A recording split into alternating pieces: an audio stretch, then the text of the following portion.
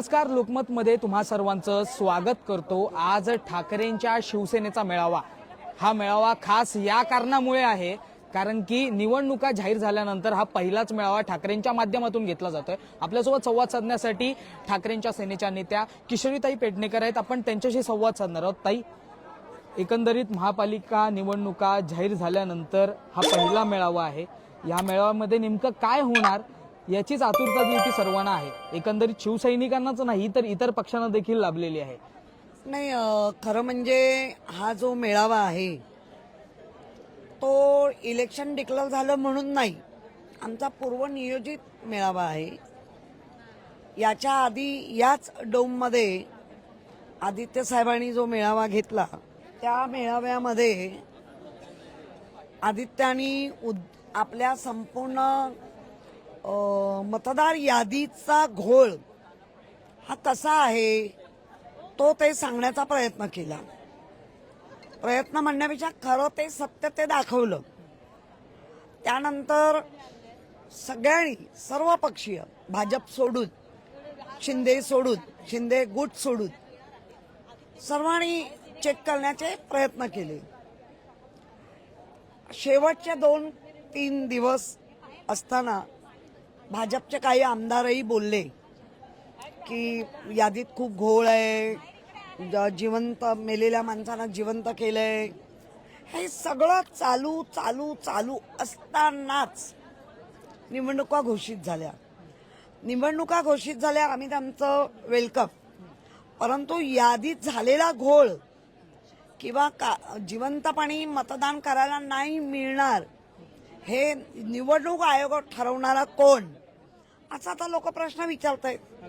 कारण दुबार मतं स्टार टाकून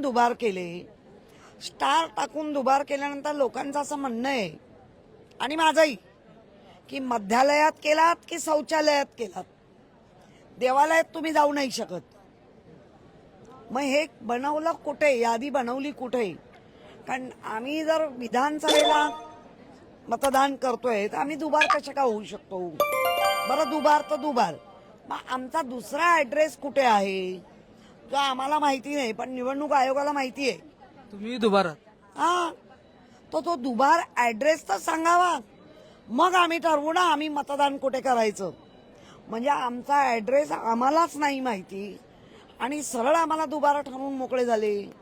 ह्या सगळे म्हणजे हे सगळे घोळ सुरू असताना निवडणुका जाहीर झालेल्या आहेत। पक्ष म्हणून किंवा पदाधिकारी म्हणून किंवा नेत्या म्हणून आपण सामोरे जाणार आहात का? आपण तयार आहात या निवडणुकीला सामोरे जायला? कसं आहे, लोकशाही अजूनही टिकून आहे किंवा ती प्रत्येक नागरिकाने टिकवलीच पाहिजे। या बाळासाहेबांच्या ब्रीदवाक्याप्रमाणे किंवा आपण जे संविधान एक्सेप्ट केलंय आणि आतापर्यंत म्हणजे जन्मापासून मृत्यूपर्यंत संविधान आपण वापरतो, तर निवडणुका हा महत्वाचा खांब आहे, तो वापरला पाहिजे। आता आम्हाला माहिती आहे निवडणूक आयोग कोण त्याच्यावर आरूढ आहे आणि निवडणूक आयोग निव्वळ भारूड आहे हे असं दिसतंय आम्हाला। पण दोन्ही ठाकरे बंधू बास होतील ही महापालिका निवडणूक जिंकायला? कारण की काँग्रेस असेल, काँग्रेसची देखील दुसऱ्या नंबरला जागा आहे आणि काँग्रेसचे देखील दुसऱ्या नंबरला जास्तीत जास्त नगरसेवक निवडून येतात, त्यामुळे काँग्रेसची मदत हवी अशी आपल्याला वाटते।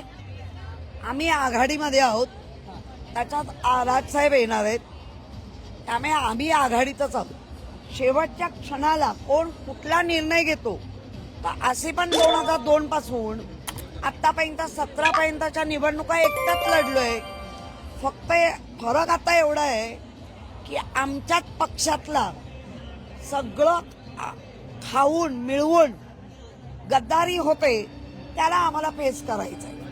आपण जे आता सांगितलं तुम्हाला ते फेस करायचंय, परंतु तुमच्या समोर आता आणखीन काही आव्हान आहेत। निवडणूक आयोगाचं आव्हान आहे, मतदार याद्यांचं आव्हान आहे। ह्या संपूर्ण गोष्टींना सामोरे कसं जाणार या संदर्भात आज जीवनामध्ये निवडणूक ही आव्हानच असते, कुठलीच निवडणूक सोपी नाही। त्यामुळे या सगळ्याची मूळ शिवसैनिकाला आणि मतदाराला पण, जो शिवसेनेला मानणारा मतदार आहे त्याची आम्हाला सवय। अगदी शेवटचे काही प्रश्न आहेत। आपण जर पाहिलं तर महापालिका निवडणुकीसाठी ठाकरे बंधू हे दोघं आता निवडणूक लढवणार आहेत, हे दोघं आता म्हणजे मैदानात उतरलेले आहेत, हे प्रामुख्याने बघणं फार गरजेचं असणार आहे. आणि अशामध्येच आपण जर पाहिलं तर दोन्ही पक्षांना एक कमबॅक करण्याची मोठी संधी आहे महापालिका निवडणूक. मुळात आम्ही संधी अशी बघतच नाहीये, आम्ही लोकांच्या सेवेत आहोत. संधी हे चोर बघतात, आम्ही सेवेत आहोत आणि आम्ही सेवा अखंड देत आहोत आणि आम्ही सेवेत आहोत आणि आम्ही ती सेवा करणार. अमित साटम म्हणतायत की येणाऱ्या 16 तारखेला म्हणजे जे काही माफिया आहेत ते माफिया आम्ही संपूर्ण मिटवून टाकू मुंबईतले. मुळात तुम्ही किती माफी आहे ते गेल्या काही वर्षात दिसतंय. त्यामुळे ना असे घाणेरडे आरोप करून निवडणुका जिंकण्याची जी स्वप्न बघताय ते मुंबईत तुमची धुळदाण उडेल. भाजपच्या माध्यमातून आणि एकंदरीत किरीट सोमय्या यांच्या माध्यमातून एक पुस्तक प्रकाशन करण्यात आलंय, कोविड की कमाई असं त्यांनी सांगितलेलं आहे. एकंदरीत सगळ्या शिवसेनेच्या नेत्यांवरती या संदर्भात आरोप करण्यात आले होते, तुमच्यावरती देखील आरोप करण्यात आले होते.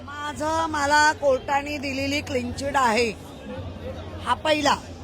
दुसरा, त्यांना दुसरं उद्योगच काय आहे? कोविड काळात जी चांगली प्रतिमा ठरली आहे त्या चांगल्या प्रतिमेला ब्रेक देण्याचं काम ते करतायत. पण मुंबईत आमदार आमचे निवडून आले, युती संदर्भात आज घोषणा होऊ शकते असं वाटतंय. माहिती नाही ते पक्षच.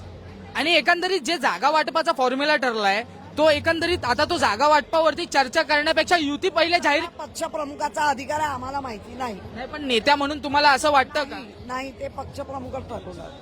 आजच्या मेळाव्यामध्ये नेमकं काय होणार आहे हे तरी सांगू शकाल? ती नाही. आज आम्ही एवढंच माहितीये करून दाखवलं, ते अभिमानाने सांगूया. याच्यावर आदित्य साहेब काय बोलणार आहे एवढंच लक्ष आहे. धन्यवाद आमच्याशी संवाद साधल्याबद्दल. आपल्यासोबत किशोरीताई पेडणेकर होत्या, ठाकरेंच्या शिवसेनेच्या नेत्या. एकंदरीत आपण जर पाहिलं तर आज वरळी डोममध्ये ठाकरेंच्या शिवसेनेचा मेळावा पार पडतोय आणि त्याच मेळाव्याचे सर्व लाईव्ह दृश्य आपण लोकमतच्या माध्यमातून लाईव्ह पाहत आहोत. एकंदरीत आपण जर पाहिलं त्यांच्या माध्यमातून थेटपणे उत्तर देण्यात आलंय. या येणाऱ्या महापालिका निवडणुकीमध्ये जे काही काम असेल किंवा जी काही त्यांना जबाबदारी मिळेल त्यासाठी संपूर्णतः काम करण्यासाठी त्या तयार आहेत. आणि निवडणूक ही आव्हानच असते, त्यामुळे सगळे आव्हान पेलण्याची ताकद जी आहे ती शिवसैनिकांमध्ये. त्याचमुळे आता हे पाहणं फार महत्वाचं असणार आहे. दोन्ही ठाकरे बंधूंची युती कधी जाहीर होते आणि ह्याच युती झाल्यानंतर जागा वाटपाचा फॉर्म्युला कसा ठरतोय हे पाहणं महत्वाचं असणार आहे. आणि त्याच नंतर दोन्ही जागा वाटप झाल्यानंतर दोन्ही पक्ष ते मिळालेल्या जागेंवरती संतुष्ट असणार का, त्यामध्ये देखील काही वेगळं राजकारण होतंय का, हे पाहणं देखील तितकंच महत्वाचं असेल. मुंबईहून मी आदित्य जाधव, तुम्ही पाहतात लोकमत.